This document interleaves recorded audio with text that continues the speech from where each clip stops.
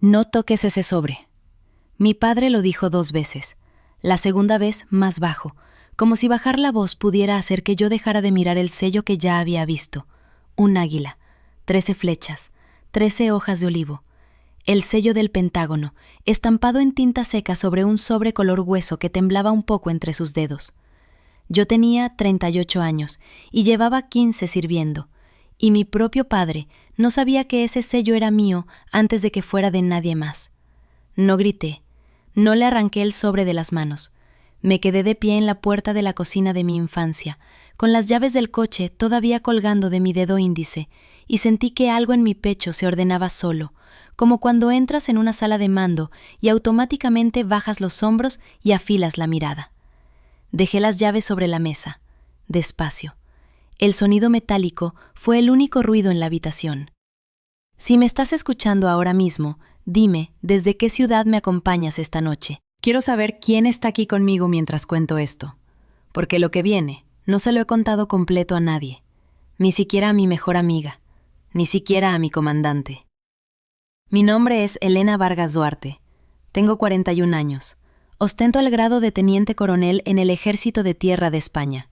He estado en sitios que la mayoría de la gente no podría señalar en un mapa sin ayuda. He firmado informes que después alguien leyó en Madrid con la puerta cerrada. He entregado banderas dobladas en triángulo a madres que ya no tenían hijos que abrazar.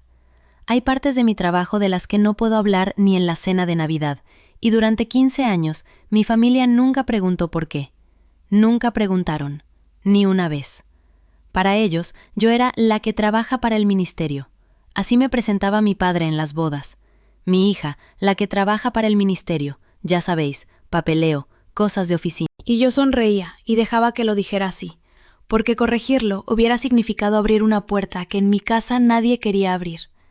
Pero esa tarde de octubre, con la luz entrando sesgada por la ventana de la cocina, donde mi madre horneaba magdalenas cuando yo era pequeña, mi padre sostenía un sobre dirigido a mí, y el sello no era del Ministerio de Nada Español, era el sello de una institución extranjera con la que yo llevaba 2 años colaborando, en un programa que ni mi padre, ni mi madre, ni mi hermano sabían que existía. Debería empezar por el principio. Siempre hay un principio antes del principio que uno cree que es el verdadero. Nací en un pueblo pequeño de Segovia, de esos donde todo el mundo conoce el nombre de tu abuela y la marca de coche de tu padre. Mi padre, Ramón Vargas, trabajó 32 años en una fábrica de piezas de automóvil. Se levantaba a las 5:30 de la mañana, todos los días, con una disciplina que yo heredé sin darme cuenta de dónde venía. Mi madre Pilar cosía para las familias del pueblo y llevaba las cuentas de la casa en una libreta de tapas azules que guardaba en el cajón de la cocina, al lado de las tijeras. No éramos pobres, tampoco éramos nada parecido a ricos. Éramos de esas familias donde el dinero se contaba 2 veces antes de gastarlo y donde una factura inesperada podía cambiar el humor de toda una semana. Yo era la mayor. Mi hermano Álvaro llegó 4 años después y desde el primer día mis padres tuvieron con él una ternura distinta a la que tenían conmigo. No lo digo con rencor, lo digo porque es un hecho que marcó todo lo que vino después y sería mentirle si lo suavizara ahora. A mí me exigían, a él lo protegían. Saqué las mejores notas de mi promoción en el instituto. Estudié con una disciplina que asustaba a mis profesores. Cuando anuncié que quería entrar en la Academia General Militar, mi padre me miró como si le hubiera dicho que me iba a la luna. Eso es cosa de hombres, me dijo, no con crueldad, con la certeza tranquila de quien repite algo que siempre ha creído verdadero. No discutí. Nunca discutía con él.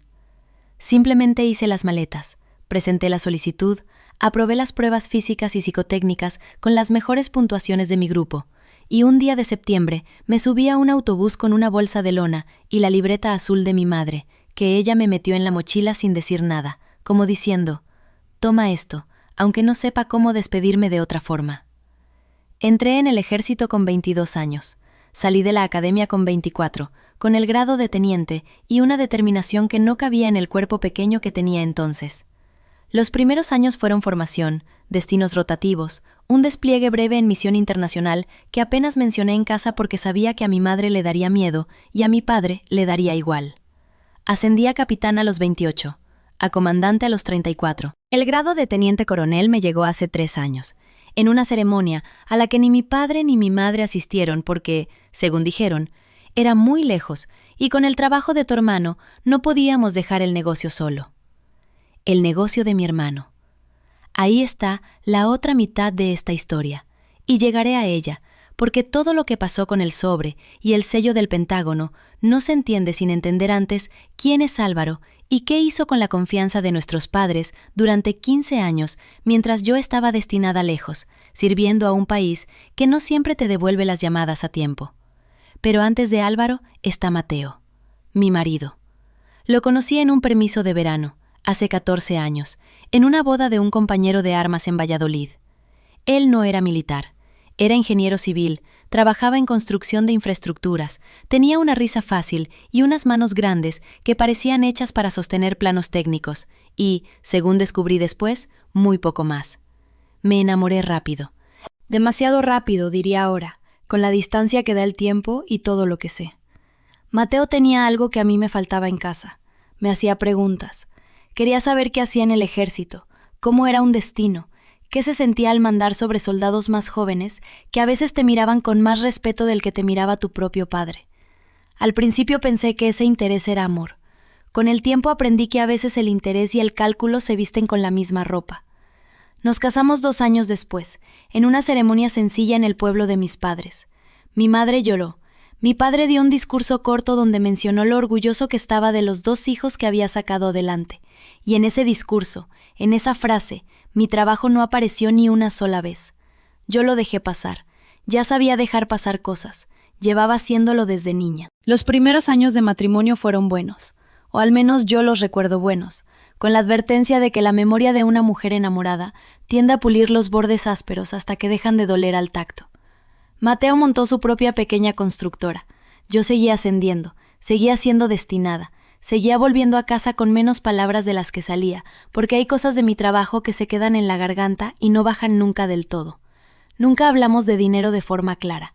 Ese fue mi primer error, y tardé años en verlo como tal. Mi sueldo como teniente coronel, con complementos por destino y responsabilidad, ronda los 4.200 euros netos al mes. No es un secreto, pero tampoco es algo que uno anuncie en las comidas familiares. A eso se sumaban las dietas de las misiones, un pequeño ahorro que mi abuela me dejó cuando murió, y hace 2 años, una colaboración especializada con un programa conjunto de análisis estratégico que me llevó a trabajar, de forma discreta, con oficiales de otro país aliado. Ese programa es el origen del sobre, pero el sobre no llegó de repente. Llegó al final de una cadena de silencios que empezaron mucho antes, en una cocina donde nadie preguntaba nada, y en un salón donde mi hermano llevaba tiempo pidiendo cosas que nadie se atrevía a negarle. Mi hermano se llama Diego, es 3 años menor que yo, y desde que tengo memoria, ha sido el hijo que mi padre entendía. Yo era la que se iba, Diego era el que se quedaba. Diego trabaja en la empresa de un amigo de mi padre, vendiendo maquinaria agrícola. No le va mal, no le va bien tampoco. Vive en un piso en Getafe que pagó, en parte, mi padre. Conduce un coche que pagó, en parte, mi padre. Y desde hace 1 año tiene una novia, Sonia, que quiere una boda de las que salen en las revistas. Finca con olivos, 120 invitados, catering de un sitio que sale caro solo con decirlo. La primera vez que oí hablar del dinero fue en Nochebuena, hace 4 meses. Estábamos los 4 en la mesa, mi padre, Diego, Sonia y yo.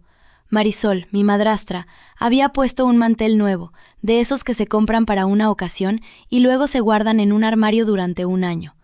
Sonia llevaba un vestido rojo y hablaba de la finca como si ya estuviera reservada. «Es que si lo cerramos antes de marzo nos hacen descuento», dijo, «pero hay que dar una señal de 8.000 euros». Nadie dijo nada. Yo seguí comiendo. «Papá podría ayudar un poco», dijo Diego, mirando a mi padre, no a mí. «Ya sabes que con lo que gano no llego». Mi padre asintió despacio, con ese gesto suyo de quien está calculando algo que no va a decir en voz alta. «Ya veremos», dijo. «Algo se hará». Y eso fue todo. Nadie mencionó de dónde saldría ese algo. Nadie preguntó si yo tenía opinión. Yo era la hermana que vivía lejos, la que llamaba los domingos, la que mandaba un ramo de flores el día del cumpleaños de Marisol. No era la hermana a la que se le pedían cuentas, tampoco la que las daba. Volví a mi base 3 días después. No pensé más en la conversación. Tenía trabajo.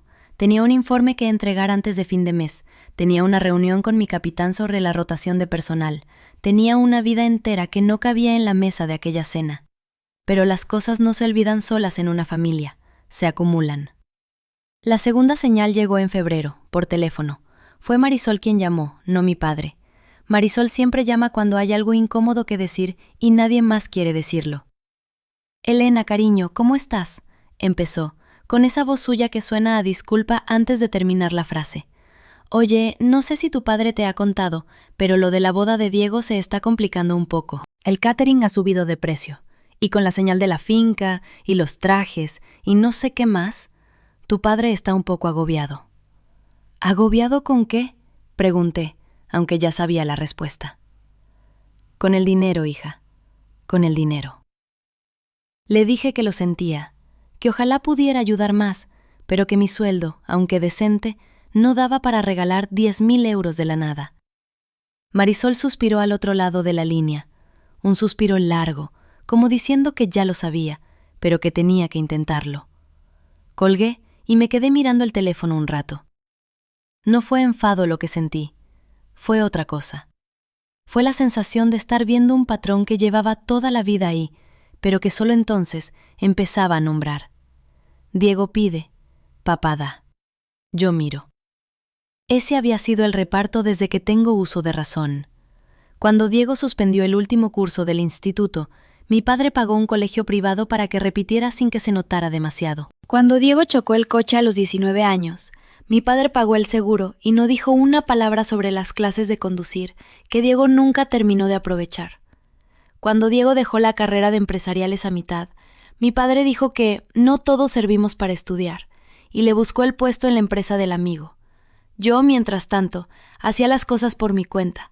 Estudié con becas, pagué mis másteres con mi sueldo.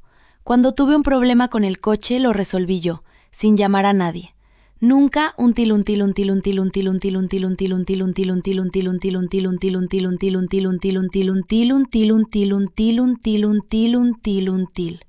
Pedí nada, y creo que, con los años, eso se convirtió en una especie de acuerdo silencioso. Elena no necesita, Elena no pide, Elena no cuenta. El problema es que un acuerdo silencioso, cuando dura tanto, empieza a parecer una regla de la naturaleza. Y las reglas de la naturaleza en una familia tienen consecuencias. La tercera señal llegó hace 6 semanas. Fue mi padre quien me llamó esta vez, cosa rara porque mi padre nunca llama, solo contesta. «Elena, hija, tengo que hablar contigo de algo». Su voz sonaba distinta, más seria de lo normal, pero también más incómoda, como si estuviera leyendo un guión que no le gustaba. «Dime, papá, es sobre la boda de tu hermano. Las cosas se han complicado. Al final la finca cuesta más de lo que pensábamos, y con el catering y los trajes y el fotógrafo, estamos hablando de unos 25.000 euros en total. 25.000 euros. Dejé la taza de café que tenía en la mano sobre la mesa, muy despacio, como si el gesto pudiera absorber parte del golpe. Es mucho dinero, papá. Lo sé, y no te lo pido a ti directamente, entiéndeme. Pero había pensado que, entre todos, si aportamos un poco cada uno... ¿Todos quiénes? Pues tú, yo, Marisol, y a lo mejor tu tía Pilar también quiere participar. No borró eso. Me detuve un segundo, respirando, antes de contestar. Papá, yo no tengo 25.000 euros de sobra para regalar en una boda. No te pido 25.000, hija, te pido una parte. 5.000, 6.000, lo que puedas. 5.000 euros. Dicho así tan tranquilo, como quien pide que le pase la sal.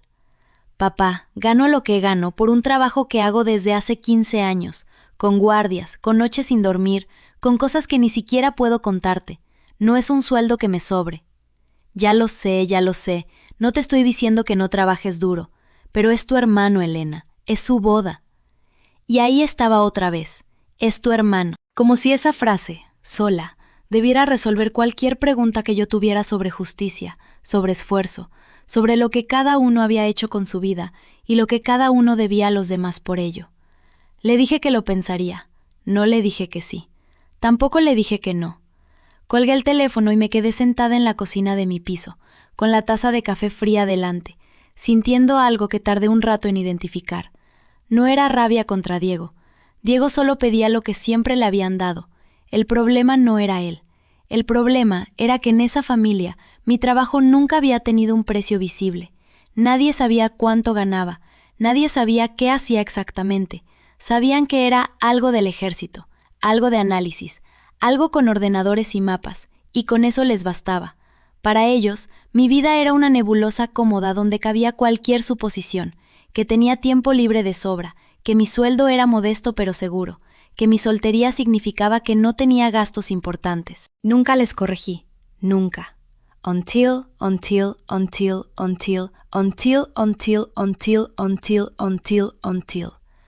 Nunca me molesté en corregirles, porque corregirles significaba hablar de cosas que no podía hablar del todo, y porque en el fondo había una parte de mí que prefería que no supieran, que no me miraran distinto, que no empezaran a pedirme cosas por ser la que tiene un buen puesto en el gobierno.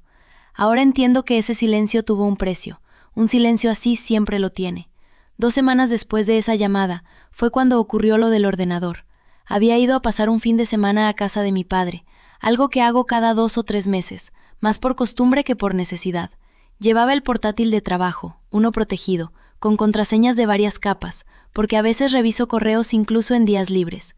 Lo dejé cerrado sobre la mesa del salón, mientras ayudaba a Marisol a poner la mesa para la cena. Cuando volví, Diego estaba de pie junto al portátil, con el dedo casi tocando la pantalla, que se había activado sola por el movimiento de la mesa. «¿Qué haces?», le pregunté, con un tono más seco del que pretendía. «Nada, se ha encendido solo», dijo, dando un paso atrás, con esa sonrisa suya de niño pillado que nunca terminó de perder. «Es que me ha llamado la atención el fondo de pantalla. ¿Es un mapa?». Cerré el portátil sin decir nada más, lo metí en la funda y lo dejé en mi habitación con la maleta encima. Diego se encogió de hombros, como quien no entiende por qué tanto revuelo por algo tan pequeño. Pero no era pequeño. En ese portátil había cosas que ni mi padre podía imaginar. No archivos secretos abiertos de par en par, claro, todo estaba cifrado, todo protegido. Pero solo el fondo de pantalla, un mapa con coordenadas que Diego ni siquiera sabría leer, era ya más de lo que debía ver. Esa noche, durante la cena, ontil. Esa noche, durante la cena, ontil. Esa noche, durante la cena, Diego volvió a sacar el tema de la boda, como si el episodio del portátil no hubiera pasado. «Sonia está agobiada con los proveedores», dijo, cortando el pollo con más fuerza de la necesaria. «Si no confirmamos la finca esta semana, la perdemos». «¿Y el dinero?», preguntó Marisol, mirando a mi padre. «Estoy en ello», dijo mi padre, sin mirar a nadie en concreto. Ontil. Yo comí en silencio, no porque no tuviera nada que decir, sino porque llevaba años entrenada para saber cuándo hablar y cuándo esperar. Es algo que aprendes en el ejército mucho antes de aprenderlo en la vida civil. La paciencia no es debilidad. La paciencia es cómo ganas. Aquella noche, ontil. Aquella noche, cuando todos se fueron a dormir, me quedé un rato en la cocina, sola, con una infusión que no me apetecía, pero que me daba una excusa para no subir todavía. Desde el pasillo llegaba la voz de mi padre, baja, hablando por teléfono con alguien, probablemente con Pilar, mi tía, sobre lo de Diego. No escuché toda la conversación, solo fragmentos. Ya sabes cómo es Elena, nunca cuenta nada. No creo que tenga tanto, hija. Con lo que gana el Estado no creo que sobre mucho. A ver si entre todos lo sacamos adelante. Con lo que gana el Estado no creo que sobre mucho. Me quedé con esa frase durante días. No porque me doliera, sino porque me pareció, de pronto, la clave de todo. Mi padre no me pedía dinero porque supiera cuánto tenía. Me lo pedía porque no tenía ni idea. Para él, yo seguía siendo la niña que se fue a la academia militar hace 15 años. La que manda postales desde sitios raros. La que llama los domingos con una voz cansada y habla poco de sí misma. No sabía que mi sueldo, con complementos, superaba los 7.000 euros al mes. No sabía que tenía un plan de pensiones que la mayoría de la gente de mi edad ni siquiera conoce que existe. No sabía que, gracias a un despliegue de 11 meses hace 3 años, tenía ahorrado más de lo que él ganó en toda una vida trabajando en la fábrica de piezas de automóvil de la que se jubiló. No sabía nada. Y yo, con mi silencio, había ayudado a que siguiera sin saberlo. Esa fue la primera vez que pensé, de verdad, que quizás había llegado el momento de dejar de proteger ese silencio. Pero no lo hice todavía. Las cosas, en una familia, no cambian de golpe. Cambian en capas, como el hielo que se agrieta antes de romperse del todo. Y la siguiente capa llegó apenas 10 días después, cuando Ontil Marisol me llamó otra vez, esta vez con una petición mucho más concreta que la anterior. Una petición que ya no hablaba de aportar lo que pudiera, sino de un número exacto, escrito con la seguridad de quien ya lo ha decidido por mí antes de preguntarme. Cuando Marisol me llamó otra vez, esta vez con una petición mucho más concreta que la anterior, una petición que ya no hablaba de aportar lo que pudiera, sino de un número exacto, escrito con la seguridad de quien ya lo ha decidido por mí antes de preguntarme. 8.000 euros, dijo, es lo que falta. Ya hemos hablado con papá y con Diego, y entre los tres cubrimos el resto, pero necesitamos que tú pongas eso antes del viernes. 8.000 euros. Lo dijo así, sin respirar entre las palabras, como quien pide que le pases la sal. ¿Antes del viernes?, pregunté. Marisol, hoy es martes. Ya lo sé, por eso te llamo con tiempo. Con tiempo. 3 días le parecían tiempo de sobra para que yo moviera 8.000 euros de una cuenta a otra como si fuera un cajero automático, con paga extra de Navidad. No le dije que sí, no le dije que no. Le dije que lo pensaría, y colgué, y me quedé mirando el teléfono en la mesa de la cocina del piso que alquilaba entonces en Zaragoza, cerca del cuartel, con la ventana dando a un patio interior donde siempre había ropa tendida de los vecinos. 8.000 euros no es un capricho, es una cifra que se nota, es la mitad de mis ahorros de aquel año, el fondo que había ido guardando aparte, poco a poco, mes a mes, desde que ascendí a comandante y empecé a cobrar el complemento de mando.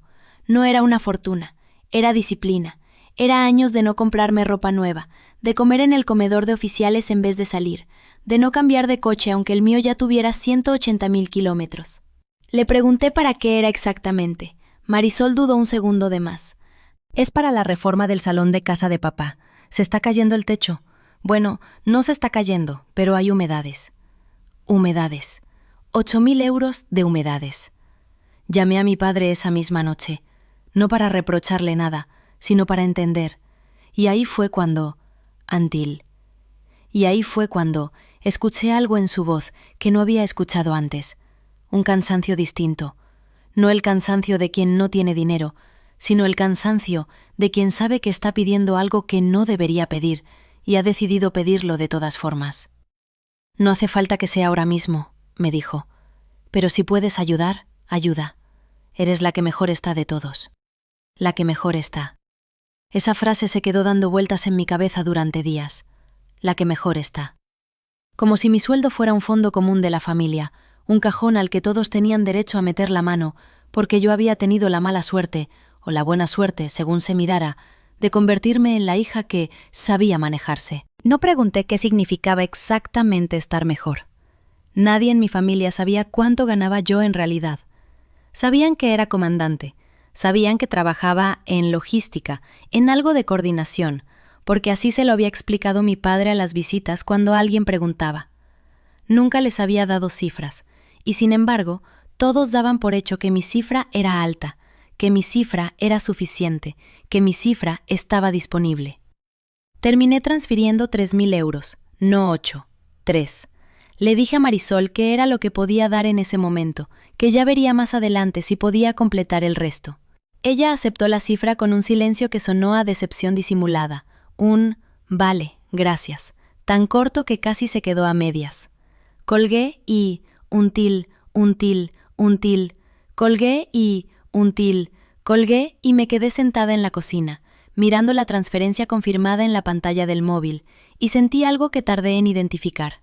No era culpa, era una especie de vergüenza al revés, vergüenza de haber cedido, y al mismo tiempo, vergüenza de no haber cedido más. Eso fue en marzo. Para junio, la petición había cambiado de forma otra vez. Fue Diego quien llamó esa vez, no Marisol. Diego nunca llamaba para pedir nada directamente. Diego llamaba para comentar, para dejar caer las cosas como quien no quiere la cosa, para que fuera yo la que ofreciera antes de que él tuviera que pedir.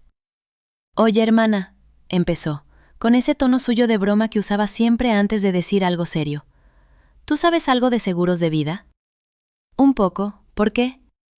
«Es que papá tiene uno antiguo, de hace 1000 años, y no sabemos si sigue vigente. Marisol dice que deberíamos revisarlo, por si acaso. Por si acaso. Nadie decía por si acaso, refiriéndose a la muerte de nuestro padre sin que hubiera algo más detrás. ¿Por si acaso qué, Diego? Nada, mujer, no seas dramática.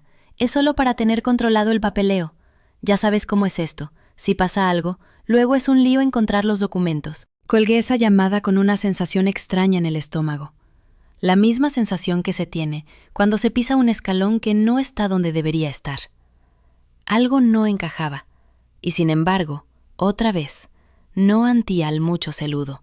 Y sin embargo, otra vez, no anti pregunté más. No anti al mucho celudo. Y sin embargo, otra vez, no insistí más de lo necesario. Le dije que preguntaría a un compañero que sabía de seguros, y colgué. Y archivé la llamada en esa carpeta mental donde iba guardando todas las cosas raras que empezaban a acumularse. El sobre con el sello del Pentágono que mi padre había escondido tan rápido. La petición del dinero para humedades, que sonaba más a reforma completa que a una gotera. Y ahora, esta pregunta sobre seguros de vida que nadie hacía sin un motivo concreto. Fue por esas fechas cuando decidí llamar a mi tía Pilar, la hermana de mi madre, la única persona de la familia con la que siempre había podido hablar sin que todo se convirtiera en una negociación.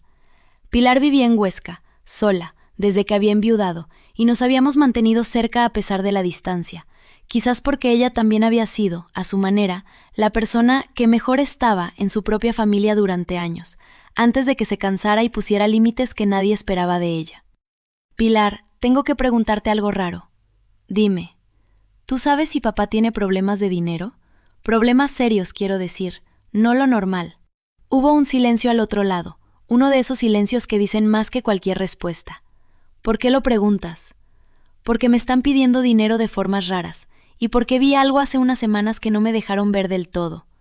Pilar suspiró. Fue un suspiro largo, cargado. El suspiro de alguien que lleva tiempo queriendo decir algo y no ha encontrado el momento. Yo no sé los detalles, cariño, pero sé que tu padre ha estado reuniéndose con un abogado. Me lo dijo Marisol sin querer hace un par de meses, y luego me pidió que no dijera nada. ¿Un abogado de qué tipo? No lo sé, pero por cómo lo dijo, no sonaba a algo bueno. Un abogado, mi padre, que jamás en su vida había necesitado un abogado para nada, reuniéndose con uno en secreto, mientras su hija mayor le pedía dinero para humedades y su hijo preguntaba por seguros de vida como quien no quiere la cosa. Esa noche no dormí bien. Me quedé despierta hasta tarde, repasando cada detalle, cada llamada, cada frase suelta, intentando encajar las piezas de un puzzle que aún no tenía forma clara, pero que empezaba a sugerir un dibujo que no me gustaba. No hablé de dinero, ni de seguros, ni de abogados con nadie más durante las semanas siguientes. Seguí con mi rutina, con mis guardias, con los informes que tenía que entregar antes de fin de mes, con las llamadas cortas a mi padre los domingos por la tarde, esas llamadas de 10 minutos donde hablábamos del tiempo, de la salud de él, de si había llovido en el pueblo. Llamadas que, mirándolas ahora, eran una actuación tan cuidada como la mía. Los dos fingíamos que todo era normal, los dos sabíamos que no lo era. Fue entonces, a finales de junio, cuando ocurrió la segunda vez que vi el sobre. No fue un accidente esta vez, fui yo quien lo buscó. Había ido a casa de mi padre un sábado, con la excusa de llevarle unas medicinas que le habían recetado para la tensión, y me quedé sola en la casa mientras él bajaba a la farmacia a por algo que se le había olvidado. 10 minutos, quizás menos. Suficiente. No fue orgullo lo que me hizo entrar en su despacho. Fue algo más parecido al instinto que me habían entrenado durante 15 años de servicio. Cuando algo no cuadra, se investiga. No se espera a que alguien decida contarte la verdad 15 años después. El despacho de mi padre era una habitación pequeña, con un escritorio de madera oscura que había pertenecido a mi abuelo, una estantería con libros de historia militar que él nunca leía, pero que le gustaba tener ahí, y un archivador metálico gris en la esquina, de esos que cierran con llave, pero que casi nunca están cerrados de verdad, porque nadie en la familia pensaba que hubiera nada que esconder. Ese día sí estaba cerrado con llave. Eso, por sí solo, ya era una respuesta. Busqué la llave donde siempre habían guardado las llaves de repuesto en aquella casa, en una lata de galletas metálica en el cajón de la cocina, junto a botones sueltos y pilas viejas. Estaba ahí. Abrí el archivador con las manos temblando un poco. No de miedo, sino de esa tensión concreta que se siente cuando se está a punto de confirmar algo que ya se sospecha. Dentro había carpetas ordenadas por años, facturas antiguas, papeles del coche, del seguro de la casa, y en la parte de atrás, apartada del resto, una carpeta de cartulina azul, sin etiqueta, más gruesa que las demás. La abrí. Dentro había varios documentos. Uno de ellos era una carta con membrete de un bufete de abogados de Zaragoza, fechada 2 meses atrás. Otro era una copia de un contrato de préstamo personal, con el nombre de mi padre y una cifra que me hizo releer 2 veces para asegurarme de que lo había entendido bien. 42.000 euros. Y debajo de todo eso, el sobre. El mismo sobre. El del sello oficial que había visto asomar semanas antes bajo la lámpara del salón. Esta vez no antil. Esta vez no antil. Esta vez no lo escondí a tiempo cuando escuché la puerta de la calle. Esta vez lo tenía en las manos, cuando escuché la puerta de la calle. No lo escondí. No tuve tiempo. Y por un segundo, algo en mí decidió que ya estaba bien de esconder cosas. Mi padre entró al salón, secándose las manos en un paño de cocina, con esa expresión relajada de quien viene de guardar la compra. Se quedó parado en el marco de la puerta cuando me vio con el sobre abierto sobre las rodillas y los papeles desplegados en el sofá, como cartas de una baraja. «Te dije que no tocaras eso», dijo, pero su voz no sonó a orden esta vez. Sonó a alguien que ya sabe que ha perdido algo. «Papá, ¿qué es esto?». No respondió enseguida. Se quedó mirando el sobre, luego a mí, luego otra vez el sobre, como si estuviera calculando cuánto podía seguir sosteniendo la mentira antes de que se le cayera de las manos. «Es un asunto entre tu tío y yo». 42.000 euros no es un asunto entre nadie, papá. Es un préstamo. Y esto, levanté la copia de la escritura de la casa de mi abuela. Es una garantía. Pusiste la casa de la abuela como aval. Esa casa es de la familia. Esa casa es de mamá y de la tía Pilar. No es tuya. No puedes ponerla como garantía de nada. Se sentó despacio en el sillón de enfrente, el que siempre había sido suyo, el que nadie más usaba aunque él no estuviera. Se pasó la mano por la cara como quien intenta borrarse algo. Iba a arreglarlo antes de que nadie se enterara. ¿Arreglarlo cómo? Silencio. Ese silencio me dijo más que cualquier explicación. Ese silencio me dijo que no había plan. Solo había tiempo comprado, semana tras semana, con la esperanza de que el problema se resolviera solo, o de que yo nunca abriera ese sobre. Recordé entonces la cena de hacía 3 semanas, cuando mi tío Ramón vino a casa sin avisar y se quedó hablando con mi padre en el balcón, con las persianas medio bajadas, en voz baja, mientras mi madre servía el postre fingiendo no notar nada. Recordé que cuando entré a buscar hielo, los 2 se callaron de golpe, como niños pillados. «No me lo comas», le dijo mi padre a Ramón esa noche, y yo no entendí la frase hasta ahora. «No me lo comas, no me comas el tiempo, no me comas la paciencia, no me comas la casa». Ahora entendía. «¿Cuánto le debes exactamente?», pregunté, con la voz más firme de lo que sentía por dentro. 42.000, pero ya le he devuelto 8. ¿De dónde salieron esos 8.000? No contestó, pero yo ya lo sabía. Lo supe en el mismo instante en que until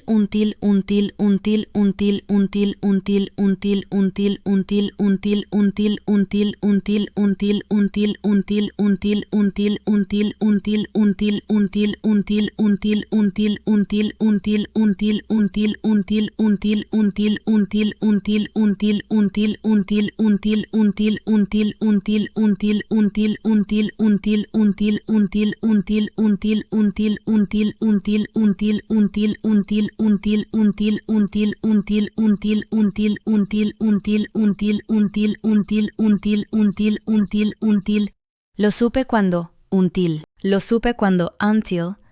Lo supe cuando until.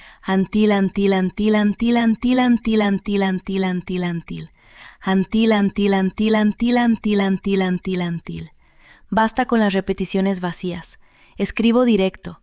En ese silencio comprendí algo que hasta entonces solo había sospechado a medias. Mi padre no me veía como una hija adulta, ni siquiera como una teniente coronel del ejército. Me veía como una cuenta corriente, como un cajero automático con paga extra los domingos, como alguien que, por definición, siempre tendría un poco más para dar, porque nunca preguntaba de dónde salía ese un poco más. Papá, llevo 15 años en el ejército, 4 despliegues, he firmado documentos que tú nunca vas a leer, he tomado decisiones que cuestan vidas o las salvan, y tú entras en mi habitación, coges mi tarjeta, sacas dinero de mi cuenta y ni siquiera me lo dices a la cara. No es tan sencillo como lo pintas. Es exactamente así de sencillo. Es robar. Se llama robar cuando lo hace un extraño. ¿Cómo se llama cuando lo hace tu propio padre? No contestó. Guardé los papeles, uno por uno, en el mismo orden en que los había sacado del sobre. El contrato del préstamo, la escritura de la casa de la abuela, el resguardo del cargo automático, y debajo de todos ellos, una fotografía vieja que no había visto antes. Mi padre, mucho más joven, con uniforme de gala, el día de su propia graduación en la escuela de suboficiales. Hacía más de 30 años.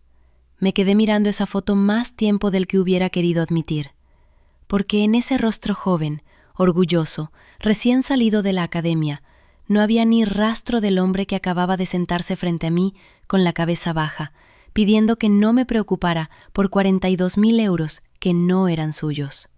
¿Mamá lo sabe?, pregunté finalmente. No.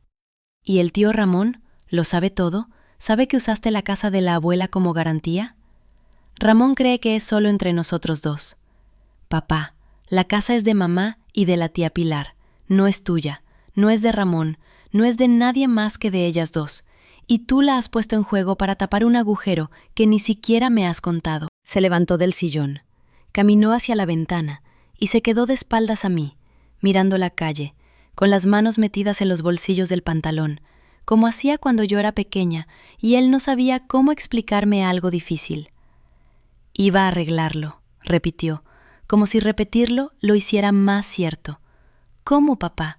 ¿Con más cargos a mi cuenta? ¿Con más noches hablando en el balcón con la persiana bajada? No respondió, y en ese silencio, algo en mí, algo que llevaba 15 años entrenado para reconocer cuando una situación estaba fuera de control, terminó de decidir lo que iba a hacer a continuación. No dije nada más esa noche. Cerré la puerta de mi antigua habitación y me senté en el borde de la cama, la misma cama donde había hecho los deberes a los 12 años, donde había llorado la primera vez que un examen me salió mal en la Academia Militar Preparatoria. La habitación olía a cerrado, a cajas que mi madrastra había apilado contra la pared como si fueran mías, aunque yo llevaba 11 años sin vivir allí. Saqué el teléfono, no para llamar a nadie todavía, para escribir. Abrí una nota nueva y empecé a poner fechas. El 14 de marzo, la primera vez que noté un cargo raro en mi cuenta, 380 euros, transferencia familiar, según la descripción que yo misma había puesto meses atrás sin pensarlo, cuando le di acceso a mi padre para emergencias. El 2 de junio, 600 euros. El 19 de julio, 1.200. No eran cantidades enormes por separado, eran cantidades que una hija que confía no revisa. Sumé, eran casi 14.000 euros en 18 meses. 14.000 euros de mi sueldo de comandante, de mis dietas de despliegue, del dinero que había ahorrado para una casa que todavía no tenía, porque llevaba años diciéndome que primero la carrera, después la vida. No lloré. Ya lo he dicho antes y lo repito porque es lo único que puedo explicar de verdad. No lloré. Lo que sentí fue algo más frío, más cercano a lo que siento cuando reviso un informe de inteligencia y encuentro un dato que no cuadra. Ese momento en el que el cerebro dice, aquí hay algo más, sigue tirando del hilo. Y tiré del hilo. A la mañana siguiente, antes de que mi padre bajara a desayunar, ya había hecho 3 cosas. Había cambiado la contraseña de mi banca online.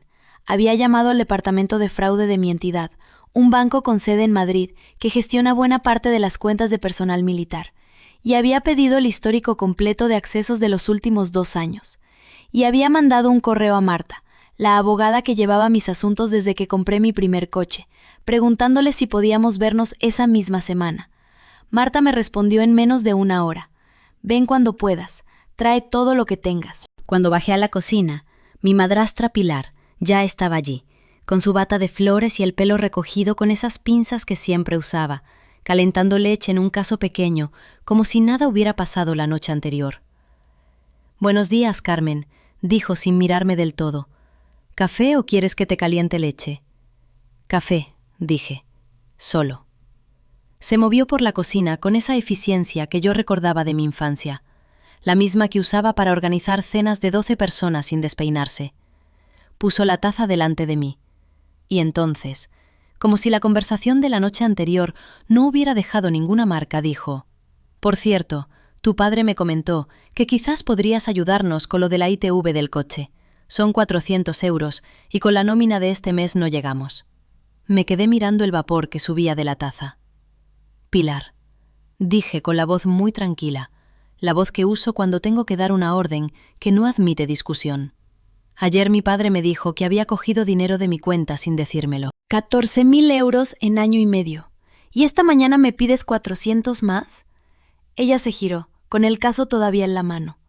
No es lo mismo, dijo. Esto es una cosa puntual. Lo otro tu padre te lo explicará. Ya me lo explicó anoche. No hay mucho que explicar. Carmen, no seas dura, somos familia.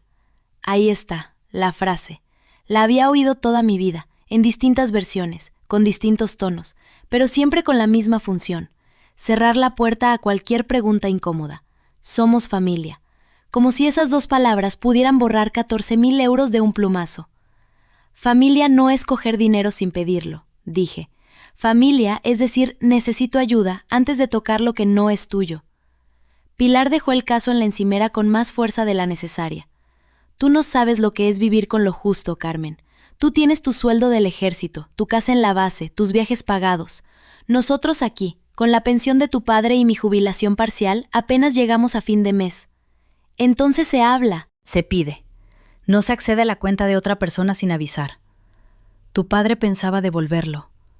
Eso también me lo dijo anoche. Y anoche también le pregunté cómo pensaba devolverlo. No tuvo respuesta. Se hizo un silencio incómodo, de esos que en mi trabajo llamamos ventana de decisión. El momento exacto en que alguien puede rectificar o puede duplicar la apuesta. Pilar, como haría después toda la familia, decidió duplicar. Pues muy bien, Carmen, con esa actitud no sé cómo vamos a arreglar nada. Tu padre está mayor, tiene la presión alta, y encima tú vienes aquí a montar un juicio en la cocina. No respondí. Cogí mi café, me lo bebí de pie y salí al jardín trasero, ese jardín pequeño con 4 macetas de geranios que mi madre había plantado antes de morir, hacía ya 9 años, y que Pilar había mantenido, para ser justa, con más cuidado del que yo esperaba. Me quedé allí unos minutos, mirando los geranios, pensando en mi madre. Ella nunca habría permitido que le pasara algo así. O quizás sí, y yo simplemente no lo supe nunca, porque los hijos rara vez conocen del todo las cuentas pendientes de sus padres. Ese mismo día, por la tarde, fui a ver a Marta. Su despacho estaba en el centro de Zaragoza, en un edificio antiguo con suelos de madera que crujían al andar. Marta tenía 52 años, el pelo corto y gris, y una manera de hablar que iba directa al grano, sin rodeos, algo que yo agradecí especialmente después de una vida entera rodeada de personas que preferían adornar las cosas antes de decirlas. «Cuéntame», dijo, sin ni siquiera ofrecerme un café. Se lo conté todo, el sobre con el sello del Pentágono, la orden de mi padre de no tocarlo, los 14.000 euros, la conversación en el balcón, la petición de los 400 euros para la ITV a la mañana siguiente, como si nada hubiera pasado. Marta tomaba notas en un cuaderno de espiral, con una letra pequeña y apretada. «Vale», dijo cuando terminé, «vamos por partes. Lo de la cuenta es lo más urgente. ¿Tienes el historial de accesos que pediste al banco?» «Me lo mandan mañana». «Perfecto. En cuanto lo tengas, me lo pasas. Si hay disposiciones no autorizadas, eso es apropiación indebida, aunque sea tu padre. La relación familiar no exime de responsabilidad penal, aunque sí puede influir en si decides denunciar o no». «No quiero meter a mi padre en la cárcel, Marta». Nadie ha dicho cárcel. Hay muchas maneras de resolver esto sin llegar ahí, pero necesitas tener la opción sobre la mesa, aunque no la uses. Eso es lo que te da control. Ahí estaba otra vez esa palabra, control. La misma que había usado 15 años atrás un instructor en la academia, explicándome que en un despliegue el peor error no es tener miedo, sino no tener un plan cuando el miedo llega. ¿Y lo del sobre?, pregunté. El del sello del Pentágono. Marta levantó la vista del cuaderno. Eso es aparte, y sinceramente me preocupa más. Si tu padre ha estado abriendo o reteniendo correspondencia oficial dirigida a ti, especialmente si tiene que ver con tu trabajo, eso puede tener implicaciones más allá de lo familiar. ¿Sabes qué contenía? No, todavía no lo he abierto. ¿Por qué no? Me quedé callada un momento, porque en cuanto lo abra, esto deja de ser solo una historia sobre dinero robado en la cocina de mi padre. Se convierte en otra cosa. Marta asintió despacio, como si entendiera exactamente lo que yo no estaba diciendo del todo. Carmen, llevo 10 años siendo tu abogada. Nunca te he visto dudar tanto tiempo antes de abrir un documento. Nunca había tenido tanto miedo de lo que podía significar. Salí de su despacho con una lista de tareas. Recopilar el historial bancario completo, pedir copia de todos los movimientos etiquetados como transferencia familiar o similares, hacer capturas de cualquier mensaje o audio donde mi padre o Pilar hicieran referencia al dinero y, sobre todo, no decir nada más en casa hasta que tuviéramos la documentación ordenada. No reacciones, me dijo Marta al despedirse, con la mano en la puerta. Investiga, ya reaccionarás cuando tengas todo lo que necesitas, no antes. Esa frase se me quedó grabada, porque resumía en pocas palabras una lección que había aprendido en cada despliegue de mi carrera.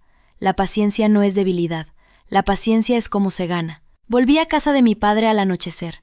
La luz de la cocina estaba encendida, y a través de la ventana vi a Pilar hablando por teléfono, gesticulando, con la otra mano en la cadera. No pude oír qué decía, pero reconocí el tono, ese tono de queja resignada que había escuchado tantas veces de fondo cuando era pequeña, hablando con su hermana sobre lo difícil que era todo.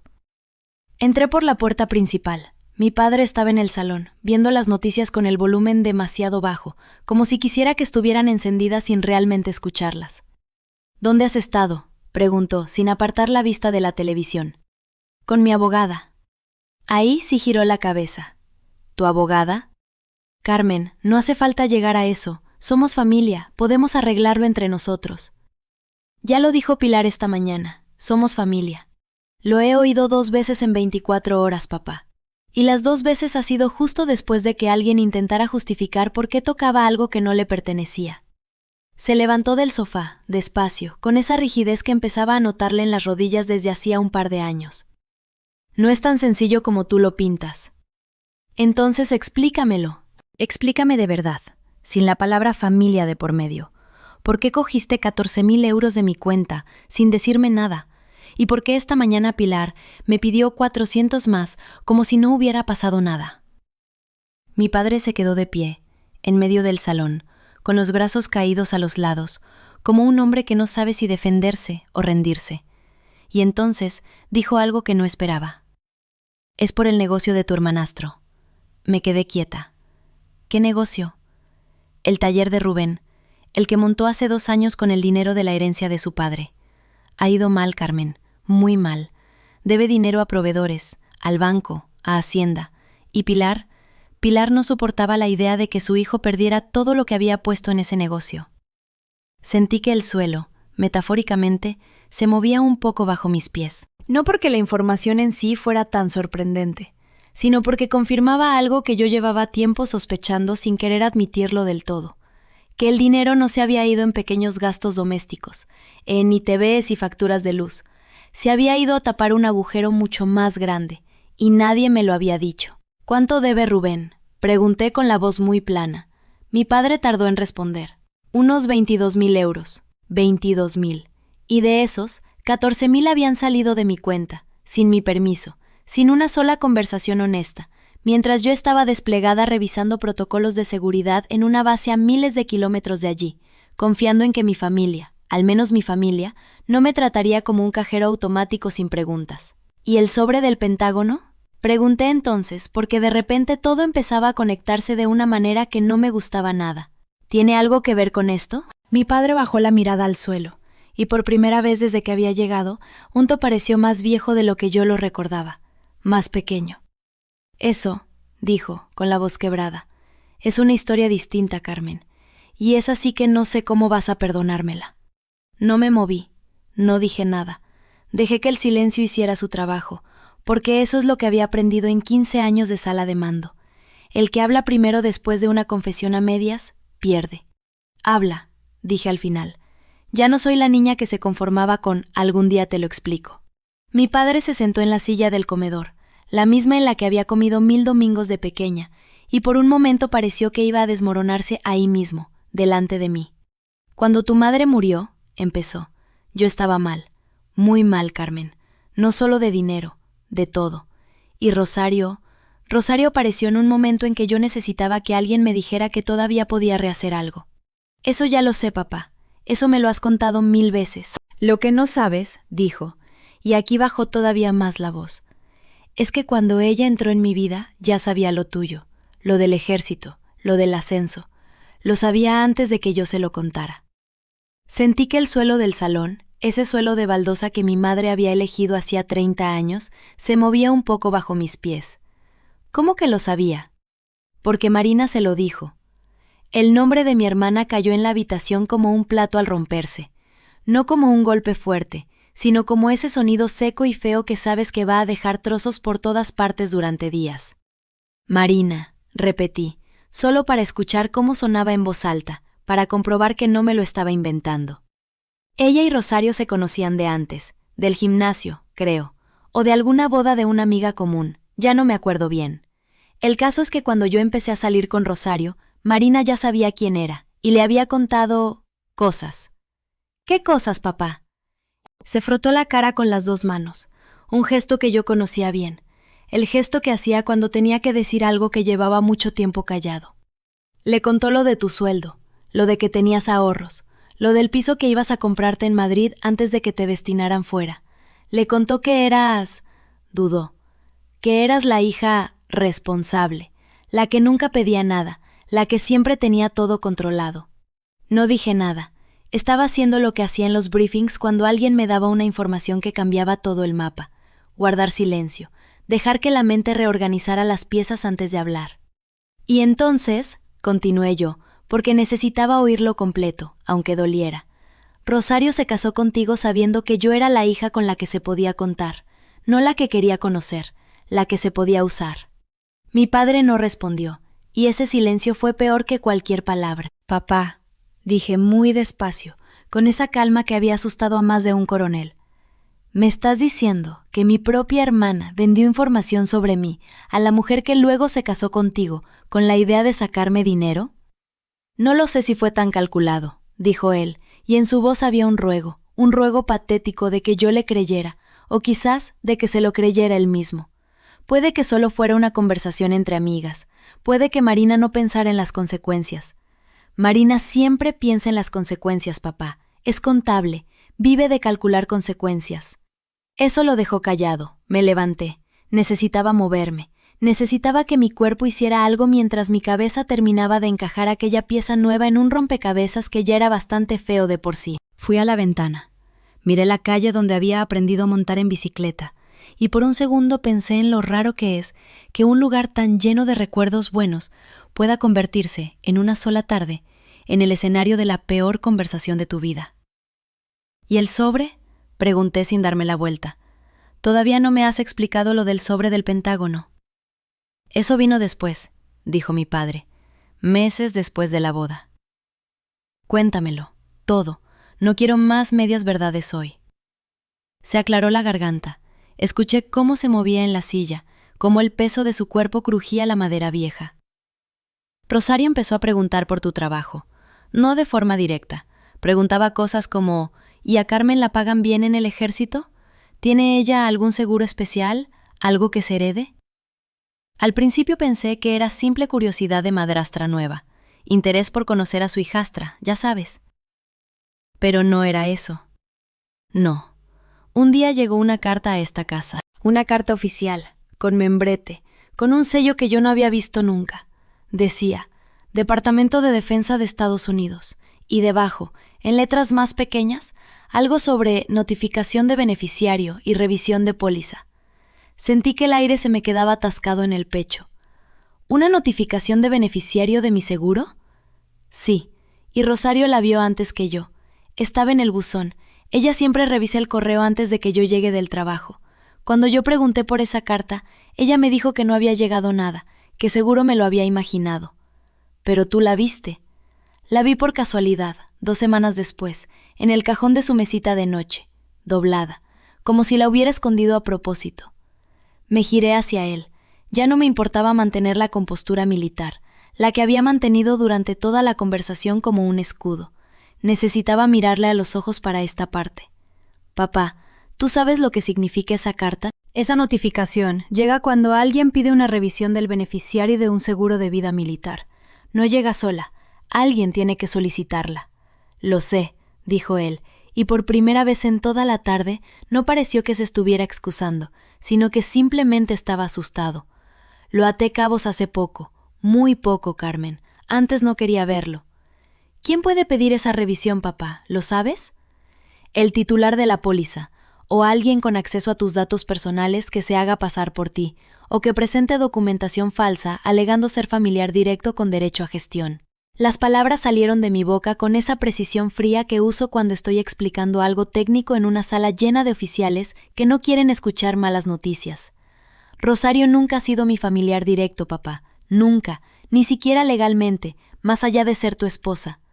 Lo sé. Entonces, ¿cómo consiguió que le llegara una notificación de revisión de beneficiario a esta casa? Mi padre no respondió. Y en ese silencio largo y sucio, entendí que la pregunta que yo acababa de hacer no era retórica. Era la pregunta que él llevaba semanas evitando hacerse a sí mismo, porque la respuesta significaba admitir algo que ningún padre quiere admitir sobre la mujer con la que comparte su cama, que se había casado con alguien capaz de intentar tocar el dinero de la muerte de su propia hija, antes incluso de que esa hija estuviera muerta. Voy a llamar a alguien, dije, y saqué el teléfono del bolso con manos que, sorprendentemente, no temblaban. No a la familia, a alguien de verdad. ¿A quién? Al oficial de asuntos legales de mi unidad. Si alguien ha intentado modificar mi póliza de seguro de vida sin mi consentimiento, eso no es un problema familiar, papá. Eso es un delito federal. La palabra delito cambió el aire del despacho.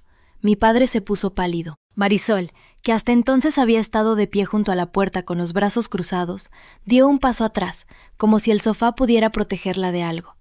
No hace falta llamar a nadie, dijo mi padre.